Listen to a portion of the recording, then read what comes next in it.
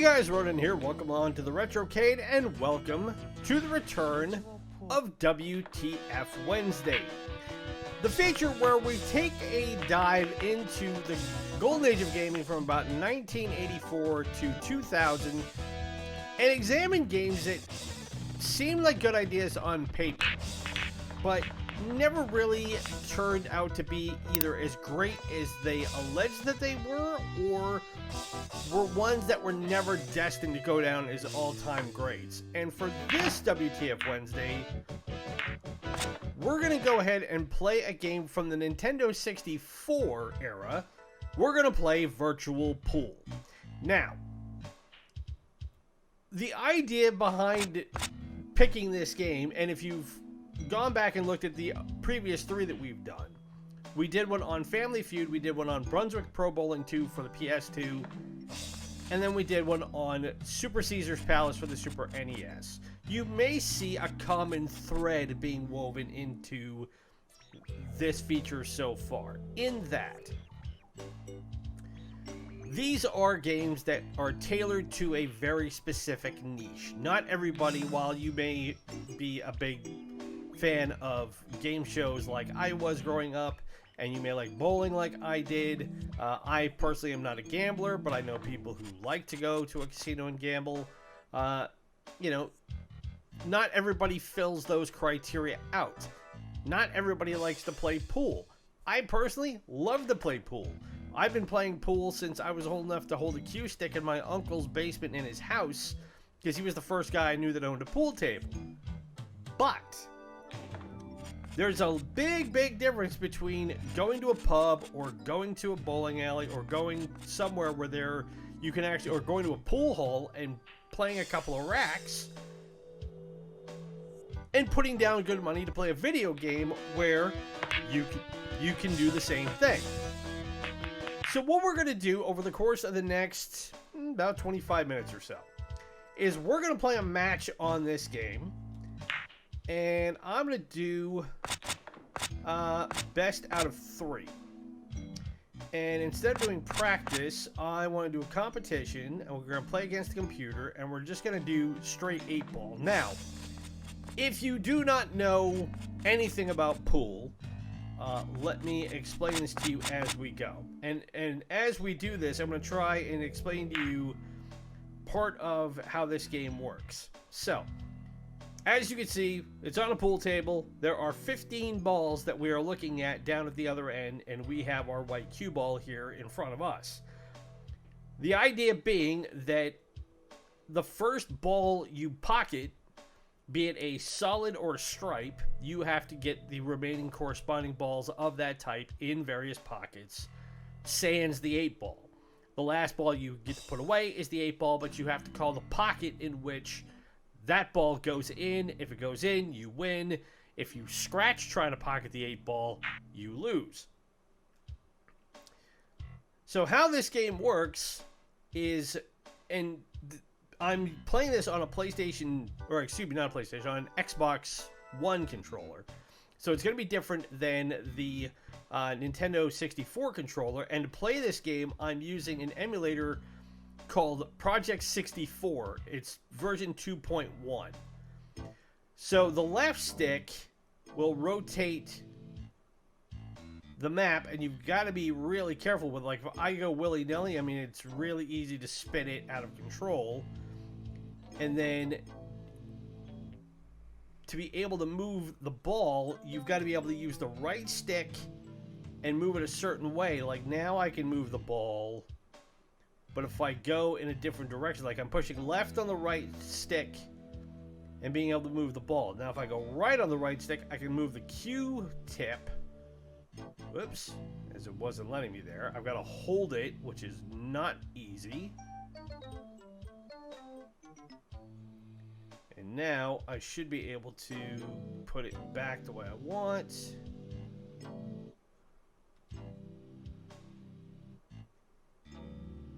And now I can take a shot. And now to shoot, if I can get this lined up here. See, this is already one of the reasons why I'm thinking this is probably not a great game. Is you hold the X button down and you see it pulls it back. And now I can draw the left stick back and then shove it forward, and I already scratched. So it does help if you know how to play pool, but it's not mandatory. So I've got a clean shot here. I don't want to hit it too hard. So now I am solids. As you can see by, even though I put the number 1 ball in, it gave me the 3. So now I have to pocket the rest of the solids before I hit the 8 ball, which is that black ball in the middle. Now I can hit the 8 ball as I go, but it's not advisable because you don't want to pocket it prematurely. If you pocket the 8 ball prematurely, then it's game over. So while I'm setting up this shot, this game was originally created by Solaris, which was a small American studio, in 1998. It was released by Crave Entertainment, which is a now defunct company. Whoops, as I want to be able to line up the cue a little bit. There we go. Let's see if this works. And I got it. How about that?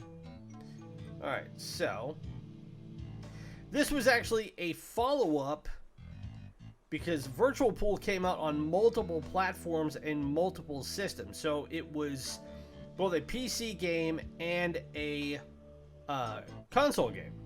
And I think what I'm going to do is I'm going to do a safety here. So I just want to be able to hit this 4 ball, but I don't want to hit it hard. Whoop. Come on, get back over. It's really easy to get confused over what stick moves what where. So if you hold the square button down, you see it changes to fine-tune the shot, and you get a lot easier control. What I want to do is I want to put a little English on this.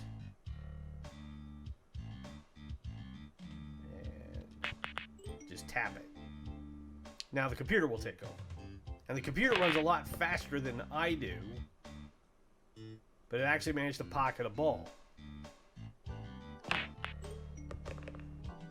So Crave Entertainment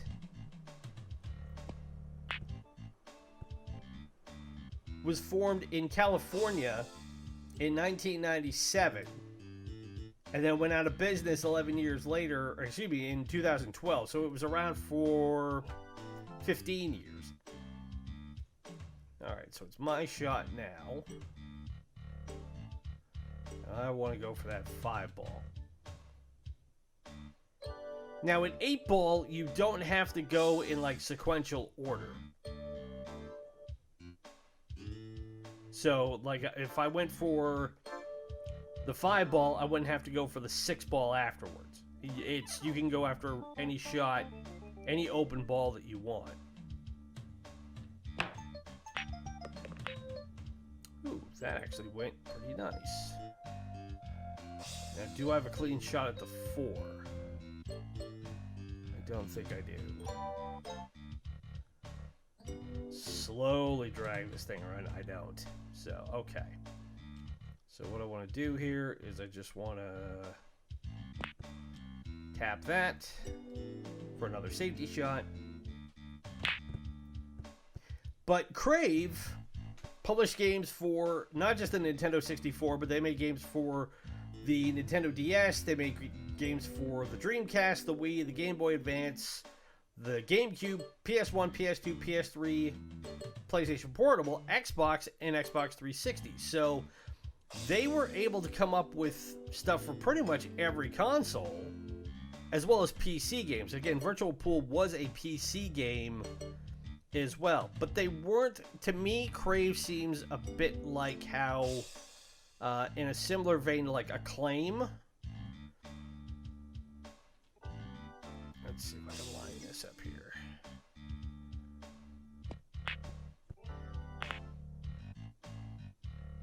I'm going to tap the 8 ball a little bit, but not a huge deal. Oh, and it used the rail.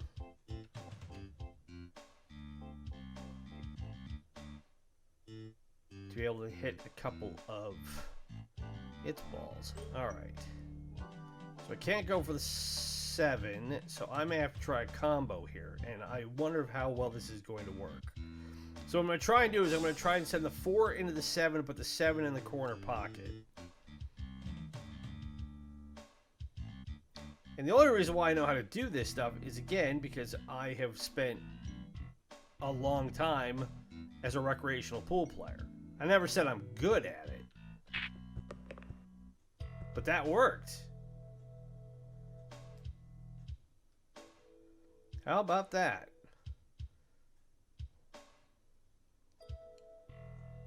So now I've got to put that 4 ball in.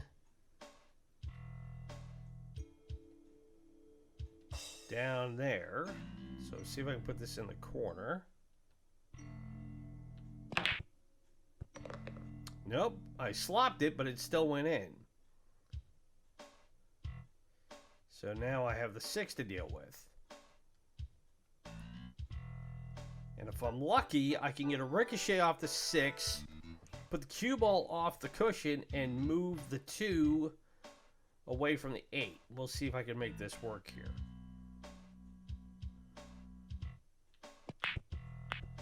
Nope. But I did free up the 2 ball a little bit. And old Susie Poorbet here does not seem like she's able to buy a shot at this point. Now I want to be a little gingerly here.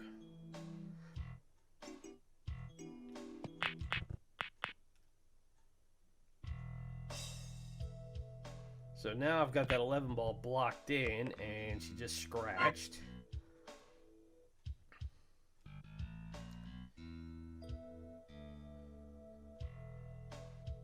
So I can move the ball, but in 8 ball I can only move it so far up the table. Ah, there we go.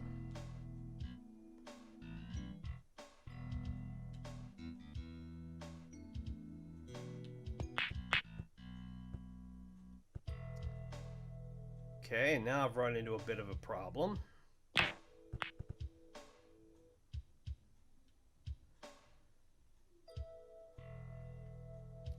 But Crave actually ended up making some of the games that I really liked on the PlayStation 2, specifically Tokyo Extreme Racer, which was a full series of 5 games that my sister and I played especially quite a bit when they came out. They weren't the best racing games in the world, but they were... The mechanics of them were really good. The physics were really good. They had a lot of different cars available, and they had some really interesting tracks. Now, here's going to be an interesting shot. Can I get the 2 to push the 11 ball out of the way and go into the pocket? If I can do that, I'm going to have to really kind of muscle it in there. And I didn't. But, better yet, I've got that 2 ball looking at the middle pocket, and she whiffed entirely.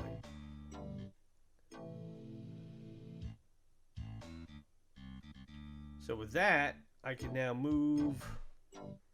I can move the ball over.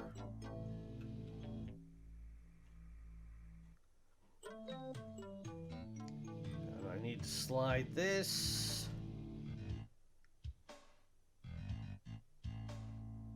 Bearings right here.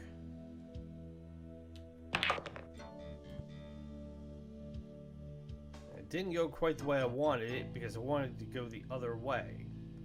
So now I've got the 8 ball sitting in front of the 12. So it's gonna... I can't put it in that pocket even though I'd really like to.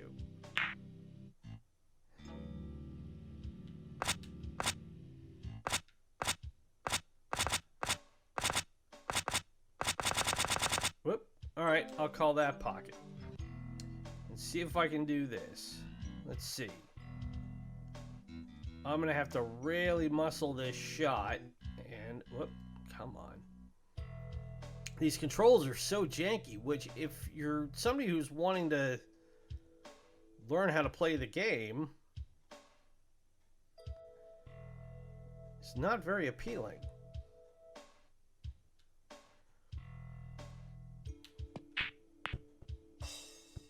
Will it roll back?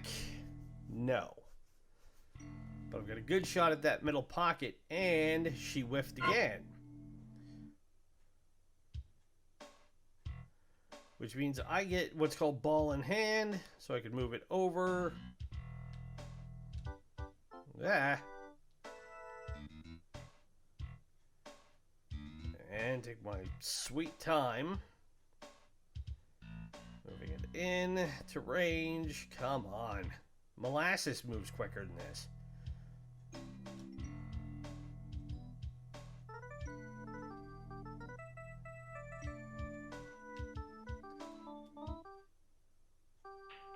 And now we'll just line it up. Put a little bit of English so it doesn't follow it in. And I want to put it in that pocket.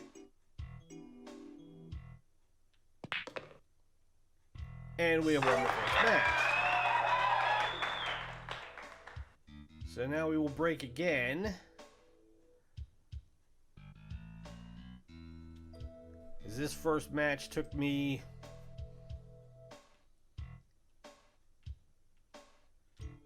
about 15 minutes to do it.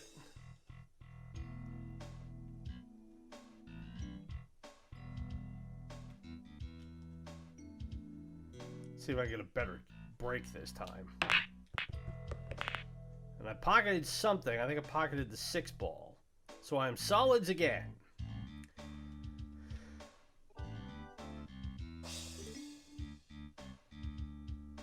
Let's see if I can cut that 3 ball into the side.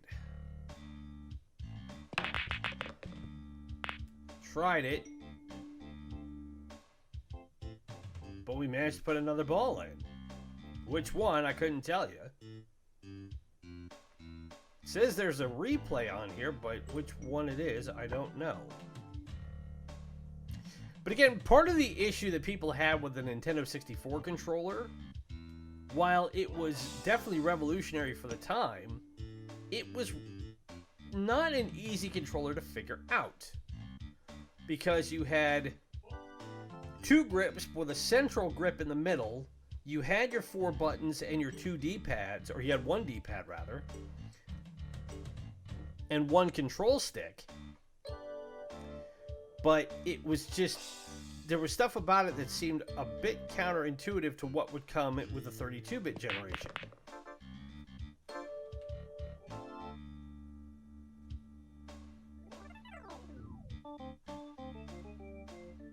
That's not to suggest, though, that it was a bad system. I mean, there's some of the best games of the era were on the 64. I mean, you had Super Mario 64, you had Legend of Zelda Ocarina of Time, which, you know, I have yet to meet a person who has ever played that game and has had any real disparaging things to say about it.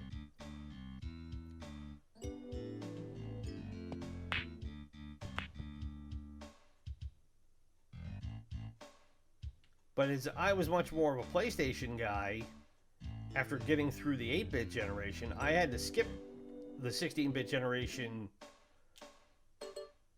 Let's see if I can put that 3 ball in the corner. Oh, I got it. That was an easy shot.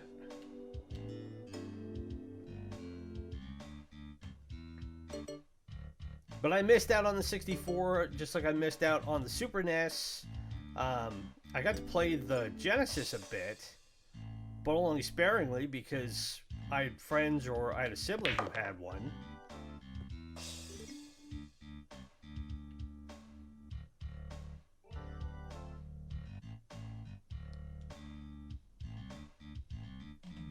Let's see here.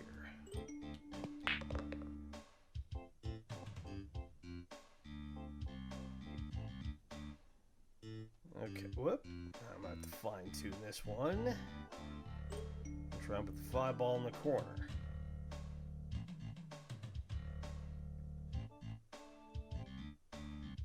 But a game like this begs the same question I had in playing Brunswick Pro Bowling, which is, why spend 25, 30, 40 bucks. I mean, this wasn't exactly a high-end AAA title, but it would have cost you a fair amount of coin back in the day to play a game like this when you could just go and find a place in your neighborhood or wherever and just play pool. You know, obviously if you're not of appropriate age, going to a bar is out of the question.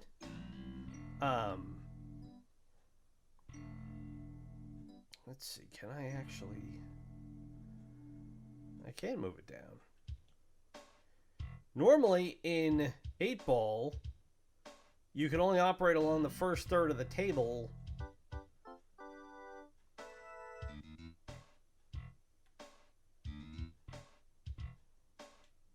Alright, let's see here.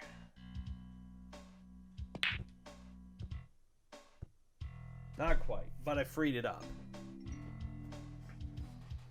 I mean, I could go...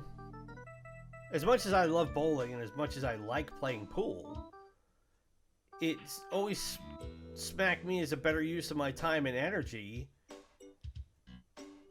to go to a bowling alley or go, you know, and usually most bowling alleys have pool tables, if I want to do that instead. Yeah, you're going to have to probably spend a little bit of money to do it, but I mean, you're spending money either way to do this or to go there and play.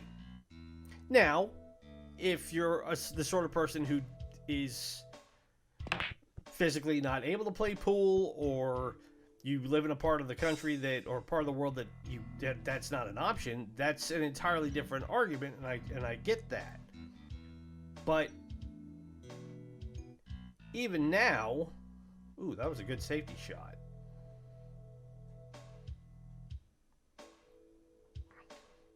Let's see. I'm going to have to go off this rail.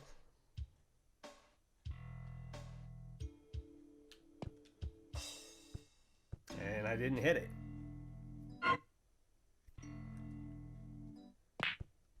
And they didn't hit it. That was close. But that's where I see the limitation in games like this. And again, it's not to... I've had commenters try and tell me that, oh, I'm just looking to bash on games.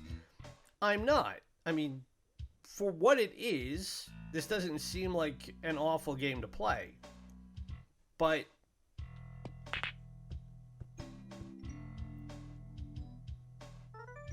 I think part of the reason why Crave, along with a lot of other video game companies, didn't survive long term was because they were forced to cater to these sort of hyper niche markets. And you're not going to sell a whole lot of copies of a game if you're having to focus on that small of a demographic. I mean, when this game came out, it wasn't an overly panned game. Ooh, as I scratched there. But it wasn't a superly lauded game either. You know, one of the things that was stated in Nintendo Power was, while the degree of realism is there... Whoop.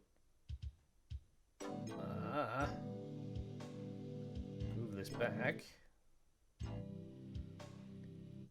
One of the major critiques of it was that the controls were really hard to figure out.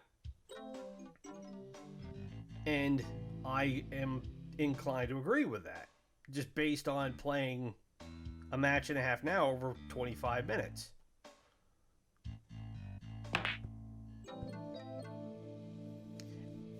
And also, a game like this is not going to necessarily teach you to be a better pool player if you like pool. That's not to say that you can't learn the fundamentals and you can't, do things like get a better understanding of the geometry of the game But ultimately, the way that you're going to get good at a skill game like this is just like it is with bowling. Is getting up to a table, grabbing a cue, and pocketing balls with your two hands. You know, these games like pool, these are skill games. While, you know, there are competitive leagues and there are, like in the UK, obviously one of the big sports there is snooker, which is a variation of pool that's not available in this game. You play with more balls, they're not numbered. But I've actually taken quite an interest in snooker. Just because from a cultural standpoint, it's different than what I'm used to seeing here in the US. And that brings with it a degree of latent curiosity. Now let's see if I can put this 8-ball in the corner pocket and we can call this one good. Let's see. Move this down. No, move the cue down.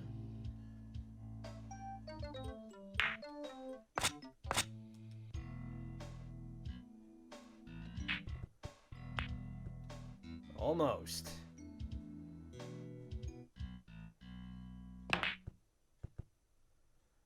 Okay, now I'm gonna have to walk this one down to that corner pocket. But there really is no substitute for actually going out and doing the activity, which in this respect makes it different from most games that are considered far more popular and far more widely known. Like, I can't go out my door and walk into the world of Skyrim, or having played Zelda, I can't walk into Hyrule. I can't, for a lot of good reasons. I'm really glad I can't go down my pipes here in my flat and see what is, you know, what enemies might be lurking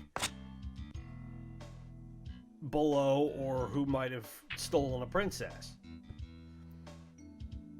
I would love to be able to take one of, you know, be a race car driver like some of my racing games, and that's doable, but it's not cost effective versus being able to do that here at home. So, I mean, there's a definite give or take to it. Come on. Well, this will be perfect because I'll have taken 2 out of 3.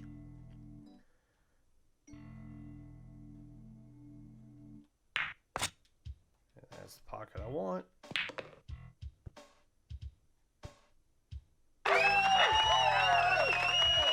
And we win the match 2-0. So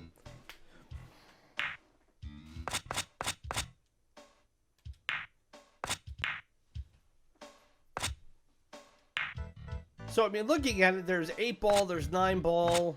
You can play 3-ball, which I've never heard of. You can do straight pool. But this is what they have to offer, and for what it is, again, it's not a terrible game, and I'm not suggesting that it would be, but it is one of those that is exactly like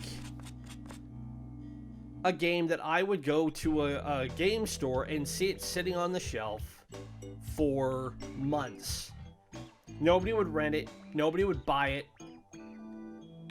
You may sell, a game store may sell one every other month or one every 6 months versus a highbrow AAA title that will go flying off the shelves, or, I mean, be it like, you know, the latest Madden game or the latest FIFA game, or, you know, stuff like that. Stuff that you know is gonna draw people's attention. That was the point of wanting to put together this feature, in that for the rush to get as much content out for people to consume in the world of video games.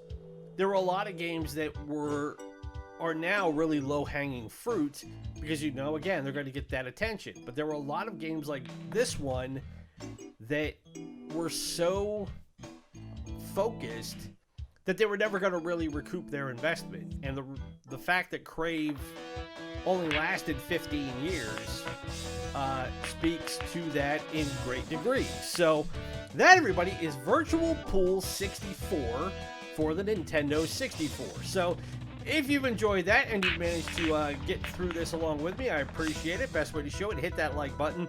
Subscribe to the channel if you are new. Ring the bell to be notified of the latest content. Also, we will have Sports Saturday and Sucker Punch Sunday coming up this weekend, where we'll play a fighting or fighting platform-based game from the 3rd, 4th, 5th, and 6th generation, along with a sports game that will not be Virtual Pool, I promise you that. Also, be sure to tune in to our ongoing playthrough of the classic 1986 Legend of Zelda. We've only got about 2 episodes to go. We were going to only have one more on Friday, but circumstances in the game dictated we had to stretch it out a little bit longer. But I should have that all wrapped up by Monday. Be sure to follow us on Instagram at Ronin's Retrocade and help spread the word about our channel so we can grow and get more subscribers. We want to get to the magical number of 100 so we can unlock YouTube's customization algorithm and make this channel bigger and better. And if there's a game you would like to see us feature from the Nintendo Entertainment System, the Super Nintendo, the Sega Master System, Sega Genesis or Mega Drive, SNK Neo-Geo, Nintendo 64, PlayStation 1, or PlayStation 2, leave it in the comments below or drop me a line on Instagram. Could be any game you guys want. Again, the whole point of me putting this channel together was to celebrate and explore the history of video games through that great golden era from about 1984 to the turn of the 21st century. There are so many games and so many systems and so much stuff that, good, bad, or otherwise, is worth giving a look at. So, don't be shy about it. Let me know what you want to see. It's all about trying to create content for you guys, and that way I can give you an honest assessment of these games and of these titles. And hopefully, if there's stuff that you might want to see or even may not want to see, it'll all be on the table. So, thanks for stopping by the Retrocade. As always, my name is Ronin. Been happy to enjoy this Wednesday with you. Be safe, be well, happy gaming, and we'll talk to you again on Friday as we carry on with our playthrough of Legend of Zelda. Bye.